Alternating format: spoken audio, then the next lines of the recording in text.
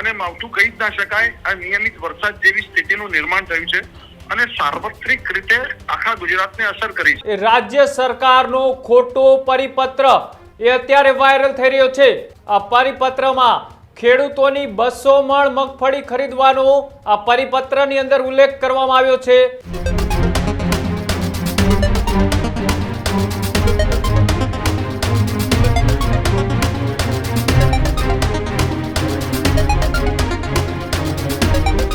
સમાચારોમાં આગળ વાત કરીએ મહત્વપૂર્ણ સમાચારની કે જ્યાં કમોસમી વરસાદને લઈ એક બાજુ એ ખેડૂતો ચિંતામાં છે, તેની વચ્ચે હવે પાક નુકસાનીના સહાયની જાહેરાત થાય તેને લઈ એક મહત્વપૂર્ણ સમાચાર સામે આવી રહ્યા છે.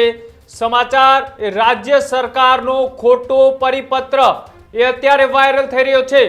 મગફળીની ખરીદીને લઈ સોશિયલ મીડિયા પર વાયરલ થઈ રહ્યો છે એક પરિપત્ર. આ પરિપત્રમાં ખેડૂતોની 200 મણ મગફળી ખરીદવાનો આ પરિપત્રની અંદર ઉલ્લેખ કરવામાં આવ્યો છે. ખેડૂતોને ગેરમાર્ગે ન દોરાય તે માટેની પણ એ અપીલ ન્યૂઝરૂમ કરી રહ્યું છે. સરકાર તરફથી કોઈ પરિપત્રની જાહેરાત કરાય ન હોવાની વાત સામે આવી રહી છે. આ મહત્વપૂર્ણ સમાચાર કે જ્યાં એક બાજુ ખેડૂતો એ સહાયની રાહ જોઈને બેઠા છે, ત્યારે એક આ પરિપત્ર વાયરલ થઈ રહ્યો છે. અને આ વાયરલ પરિપત્રની અંદર એ લખવામાં આવ્યું છે કે 2024ની ગાઈડલાઈન મુજબ જ એ ગુજરાતમાં એ 4000 પ્રતિ કિલો એ પ્રતિદિન અને પ્રતિ ખેડૂત દીઠ એ મગફળીની ખરીદી કરવામાં આવશે. આવો પરિપત્ર 1/11/2025ની તારીખનો જે વાયરલ થઈ રહ્યો છે તે જ મુદ્દે વાતચીત કરવા માટે આપણી સાથે એ હિતેન્દ્ર પટેલ જોડાયેલા છે. હિતેન્દ્રભાઈ, જે રીતના પરિપત્ર એ અત્યારે સોશિયલ મીડિયામાં વાયરલ થઈ રહ્યો છે, શું છે માહિતી? ખરેખર સરકાર દ્વારા આવી કોઈ વાત મૂકવામાં આવી છે ખરા? જો ન્યૂઝરૂમનો આભાર માનું છું કે આવું પોઝિટિવ પત્રકારત્વ ખેડૂતોના હિતમાં સાચી માહિતી જાય અને ખેડૂતો ગેરમાર્ગે ન દોરાય માટેનો પ્રયાસ કર્યો છે, માટે આપને અભિનંદન પાઠવું છું. સાથે સાથે સરકારની અત્યારે પ્રાથમિકતા છે કે જે પ્રમાણેની સ્થિતિ બની છે એમાંથી ખેડૂતોને કેવી રીતે બહાર લાવી શકાય અને રાહતની એની મદદ કેવી રીતે આપી શકાય એ પ્રાથમિકતા છે.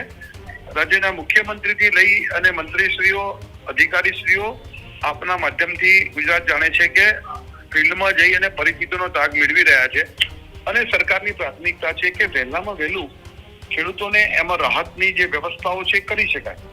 સાથે સાથે MSP ઉપર ખરીદી કરવા માટે અત્યારે જે વાતાવરણ અનુકૂળ નથી, જે મગફળી ખેડૂતના ઘરમાં છે એમાં પણ મોઇસ્ચરને કારણે ભેજનું પ્રમાણ એમાં વધી ગયું છે અને જે પલડી છે એ તો ખરીદી કરી શકાય જ નહીં.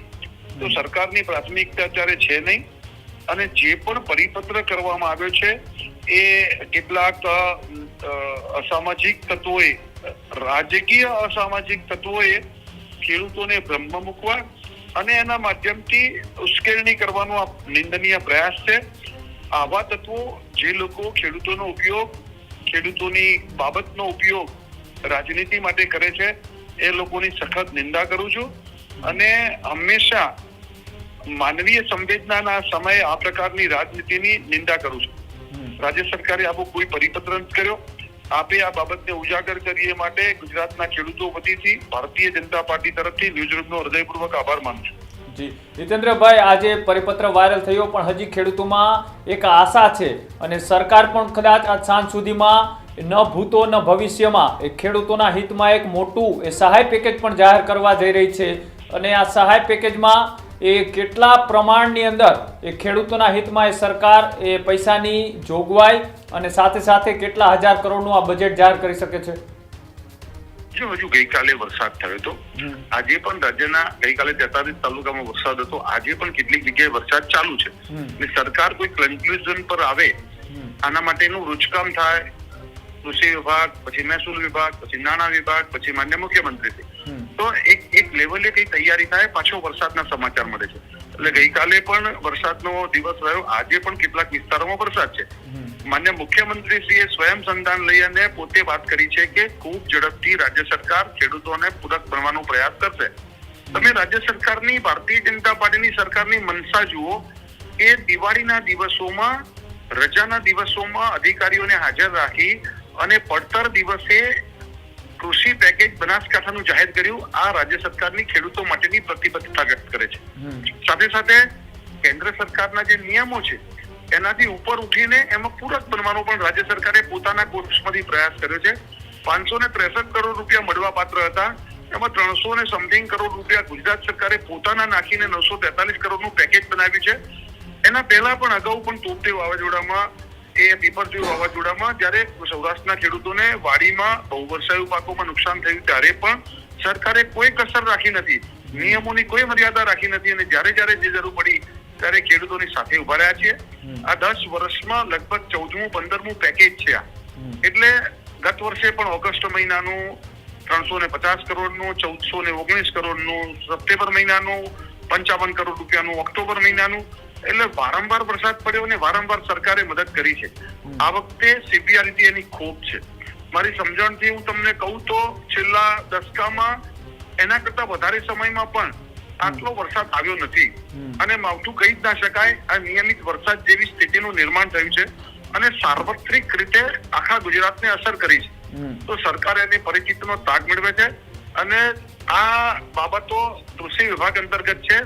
મુખ્યમંત્રી સ્વયં આવી અને ગુજરાતની જનતા સાથે વાત કરે, એ ન માત્ર અછત રાહતની ઓફિસમાંથી, ન માત્ર મુખ્યમંત્રીની ઓફિસમાંથી, મુખ્યમંત્રીશ્રી બોટાદ જિલ્લામાં, ગીર સોમનાથ જિલ્લામાં ખેડૂતોની વચ્ચે જઈને વાત કરી હતી કે સરકાર તમારી છે અને સરકાર તમારી સાથે છે. ખેડૂત તમારો અન્નદાતા છે અને એને ઉભો રાખવાની જવાબદારી સરકારની છે એવું મુખ્યમંત્રીશ્રીએ આશ્વાસન આપ્યું છે.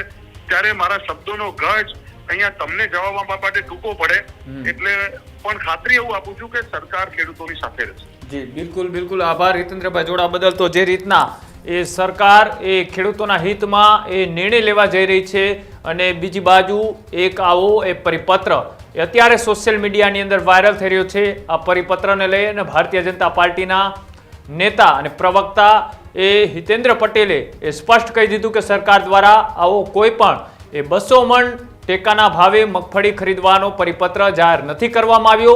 આ પરિપત્ર 1/11/2025ની તારીખનો લખાણ છે અને આ પરિપત્ર એ ખેડૂતોના ગ્રુપોની અંદર અત્યારે ખૂબ જ વાયરલ થઈ રહ્યો છે. ખેડૂત અસમંજસની સ્થિતિમાં છે કે ખરેખર શું સરકાર એ 200 મણ એ મગફળીની ખરીદી કરશે અને આ 200 મણ મગફળીની ખરીદી કઈ રીતના કરવામાં આવશે, કેવી મગફળી લેવામાં આવશે. એક બાજુ એ મગફળીના પાકને મોટા પ્રમાણમાં નુકસાન થયું છે, એ મગફળી પણ લેવામાં આવશે કે પછી સારી ક્વોલિટી વાળી જ મગફળી લેવામાં આવશે.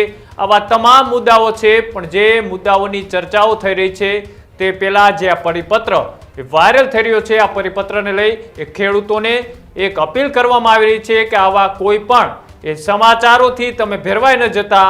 ખેડૂત દ્વારા જે પણ એ અલગ અલગ સોશિયલ મીડિયાની અંદર આ પરિપત્ર વાંચી અને વાયરલ કરવામાં આવી રહ્યો છે તે પણ ક્યાંક ને ક્યાંક અટકે. આવી કોઈ પણ જાહેરાત એ સરકાર દ્વારા કે કૃષિ વિભાગ દ્વારા નથી કરવામાં આવી તેવી સ્પષ્ટ માહિતી ભારતીય જનતા પાર્ટીના નેતા દ્વારા એ કરવામાં આવી છે.